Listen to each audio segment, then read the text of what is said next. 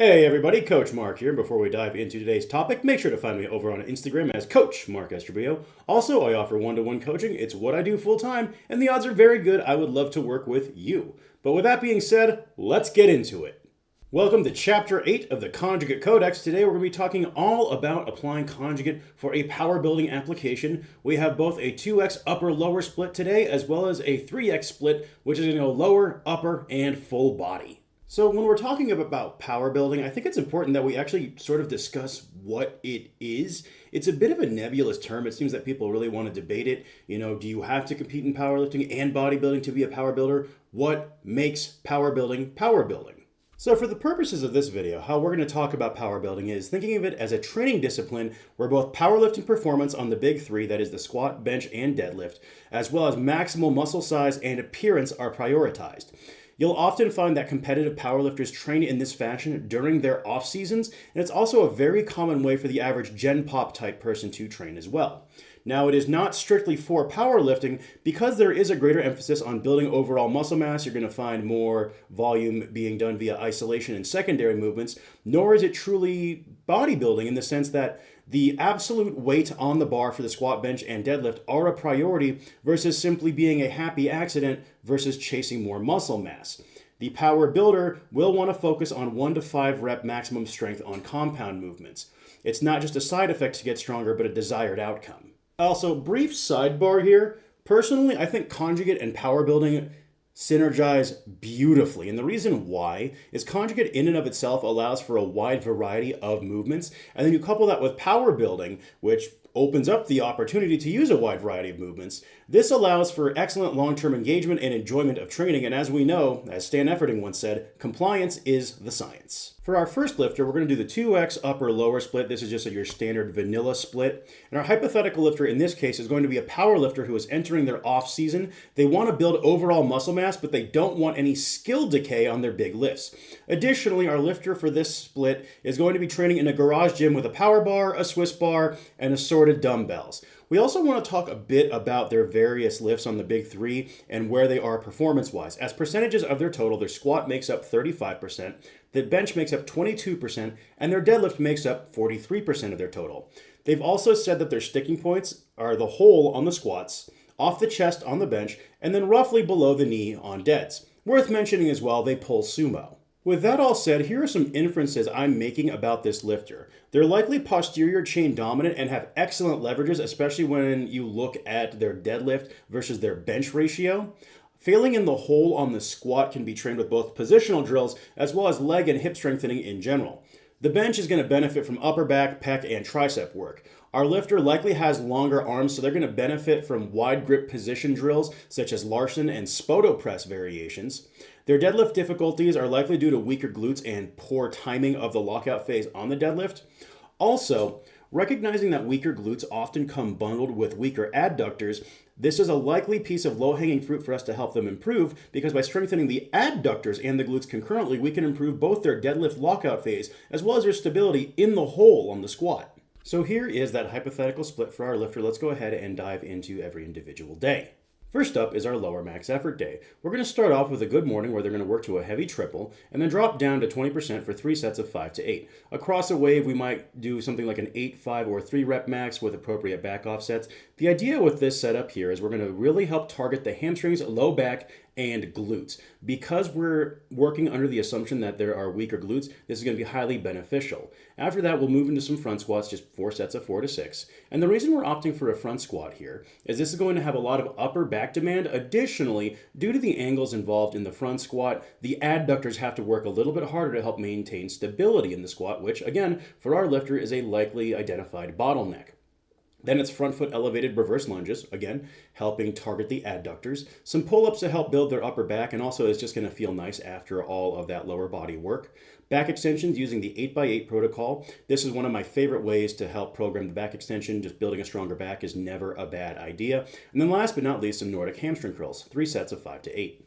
Now for their upper max effort day, we're going to do something a little different here. What we're going to do is a double ramp. So they're going to work up to a heavy 3 on their close grip bench. They're going to drop down to 70% of what they hit for that heavy 3 and re-ramp to a 5 rep. And then if they were to do a 2 rep, we would re-ramp to a 4 rep. And then if we were to hit a heavy single, we would then re-ramp to a 3-rep max.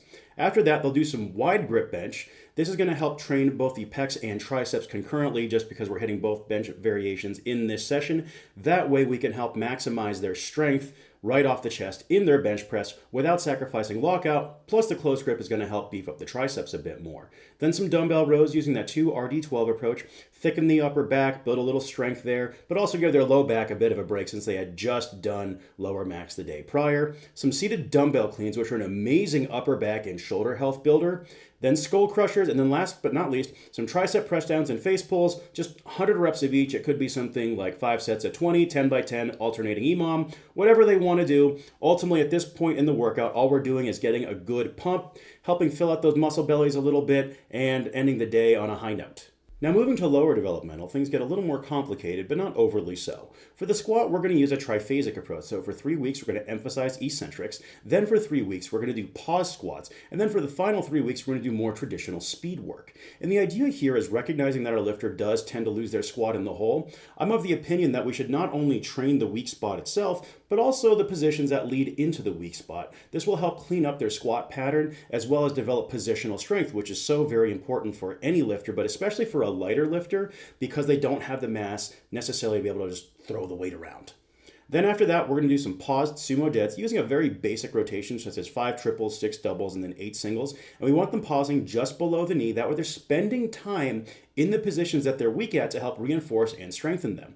Then after that, we'll do some hip thrusts with a rest pause, and then we'll drop weight and do another rest pause set here. Again, just hammering those glutes, getting that hip extension. So what we're doing by putting these right after the pause deads is we strengthen right below where they fail, and then we strengthen that final phase of the sumo deadlift with a violent hip extension.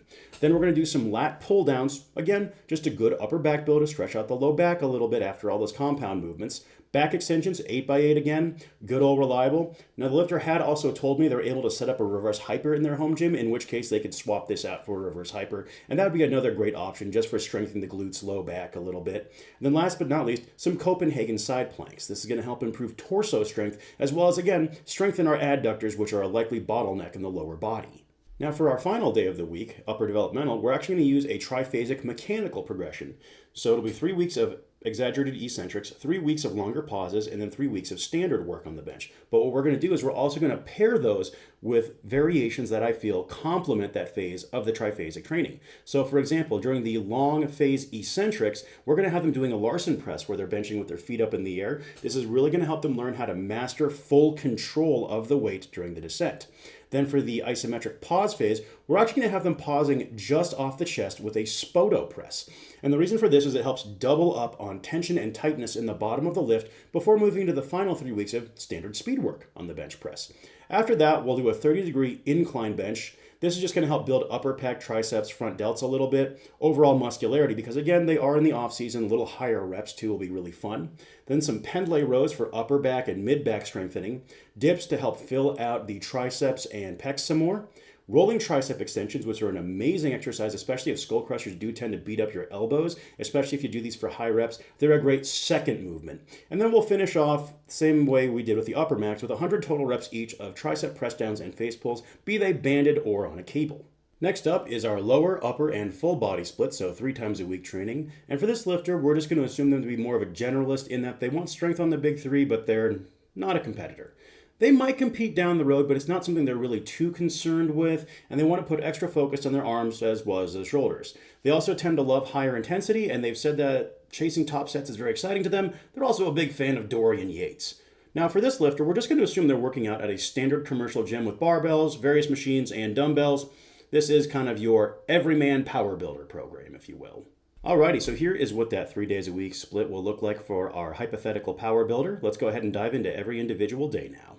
Starting off is going to be lower max effort. Now for the first movement, we're opting for a pause squat here. I really like pause squats in general because not only are they great for strengthening position and mandating control of the weight, but because you often have to go a little bit lighter, what happens is you're able to maintain better positioning and thus load the quads more effectively versus a standard squat where you might turn it into a bit of a good morning situation. We're going to use a 4-week wave here where in week 1, it'll be to a heavy 5. In week 2, it'll be to a heavy 4. In week 3, a heavy double. And then in week 4, we'll actually hit a max single. After that, we'll move into some RDLs, just a heavy set of 5 to 8, drop the weight, and then a back off set of 10 to 12. A rest pause approach for the leg press. Then we're going to do a chest supported machine row with the breakdown. And if you're unfamiliar with the breakdown, you're going to hit a heavy 4 to 6, drop it by 20% for a set of 10 to 15. And then whatever your top set was, you're going to go down to half of that and do max quality reps, aiming for somewhere between 15 to 30. Because our lifter has expressed desire for heavy top sets, this is a really great approach because they're also going to get a very good pump, work that muscle hard, and it's chest supported, so their low back isn't going to get too beat up after all that compound work from earlier in the session. And then we'll top off with both hamstring curls and calf raises using the 8x8 approach, just because candidly, most of us need to be doing more hamstring and calf work, and the 8x8 method is really great for getting it done very quickly. Next up will be upper max effort. Now we're going to start with a 60-degree dumbbell incline where you're going to hit a heavy set of 5 to 8, drop it 20% for a rest pause set, and then another 20% drop for yet another rest pause set. So for example, let's say you have 100-pound dumbbells, you hit 8 on the top set, you'll go down to 80 and do a rest pause set. So you might go something like 10, 4, 1. Then you're going to drop it another 20% thereafter, which would be 65 pounds where you might go 8, 6, 4.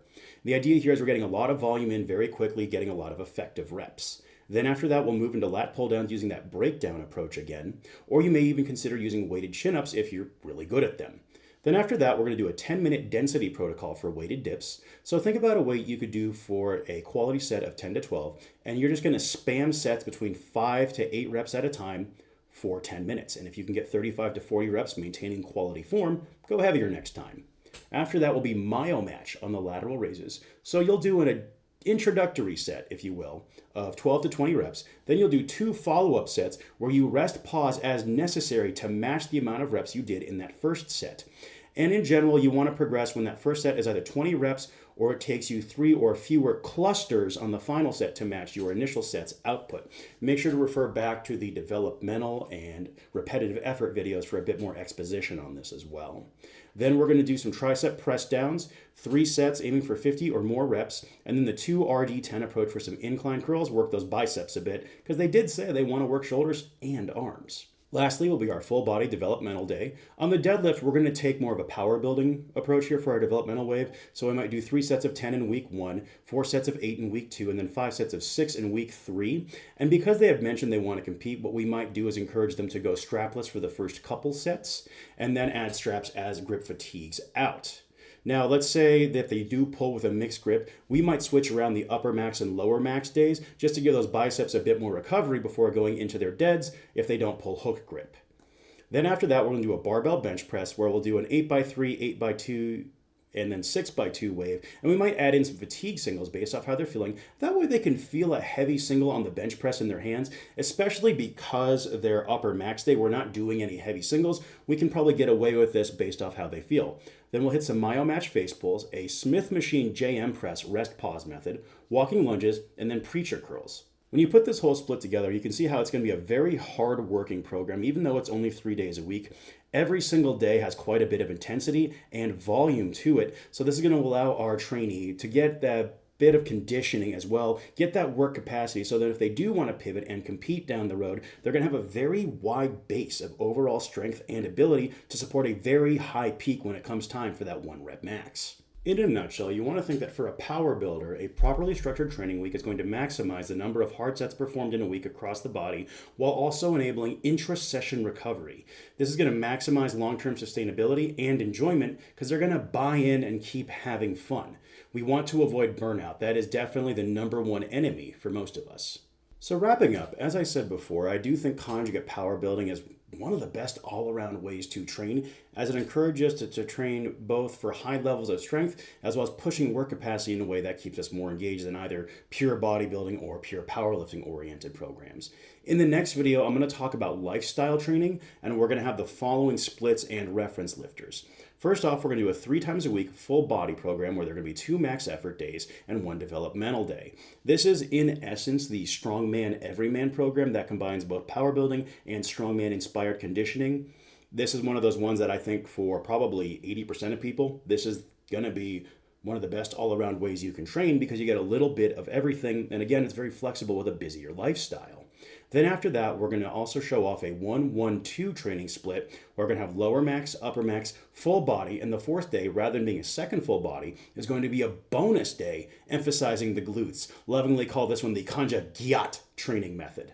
Thank you so much for watching. I really appreciate you all taking the time out of your day. Hopefully you've been enjoying the Conjugate Codex series so far. This wraps up Chapter 8. So I'll catch you in Chapter 9, and then we'll do a final Chapter 10 wrap-up video, and we'll see where we go from here. Anyways, I hope you folks are having a great day, and I'll see you in the next video.